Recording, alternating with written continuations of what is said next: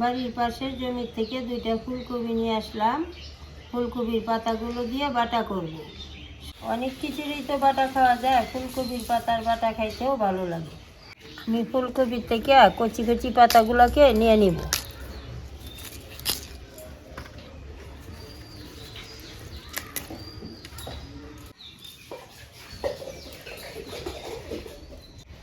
কপির ডাঁটার থেকে পাতাটা ছাড়াই নিছি। এখন এটা আমি কুচি কুচি করে কাটে নিব।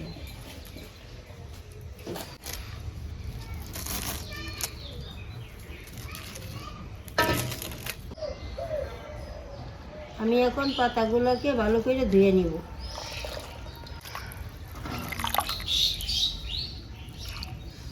কপি পাতাগুলো ধোয়া হয়ে গেছে, কপি পাতা বাটার জন্য নিলাম। পেঁয়াজ, শুকনো লঙ্কা, কাঁচা লঙ্কা, কিছু ধনিয়া পাতাও নিয়ে নিলাম।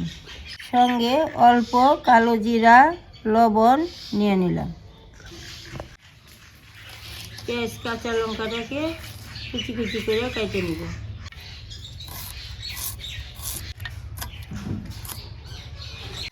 উনান জ্বালা দিলাম। এখন আমি কপি পাতাটাকে অল্প লবণ দিয়ে সিদ্ধ করে নিব।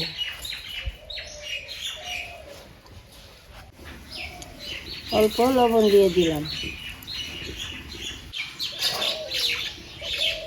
অল্প জল দিয়ে দিলাম। এখন সিদ্ধ হওয়ার জন্য 5 মিনিট ঢাকা দিয়ে দিব।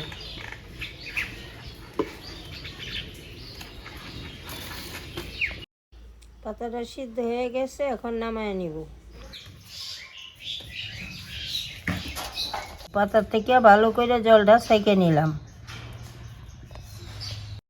তেলটা গরম হয়ে গেছে, কয়েকটা শুকনো লঙ্কা ভাজে রাখবো।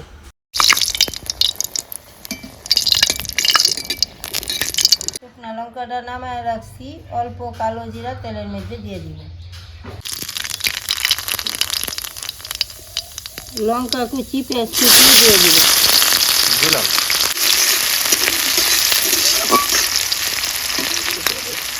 আমার পেঁয়াজ লঙ্কাটা লাল লাল হয়ে গেছে।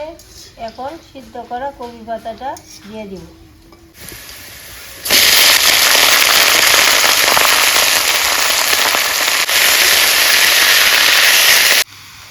এখন অল্প লবণ দিয়ে কপি পাতাটাকে ভালো করে ভাজে নিব, জলটা শুকায় যাওয়ার জন্য।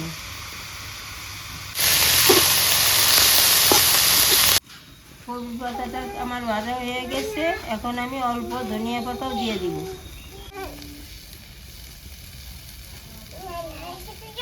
ধনিয়া পাতাটা দিয়ে হালকা তাপে অল্প সময় ভাজে নিব। কপি পাতাটাকে 15 মিনিট ভাজে নিলাম, জলটা শুকায় গেছে। এখন আমি নামায় নিব।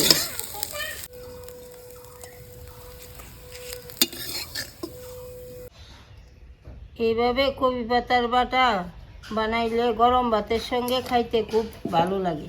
ভাজা পাতাটাকে এখন বেটে নিব।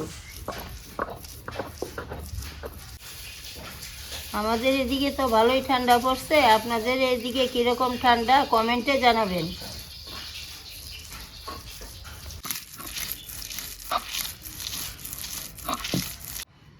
আমি ভালো করে বাইটে নিছি, এখন তুলে নিব।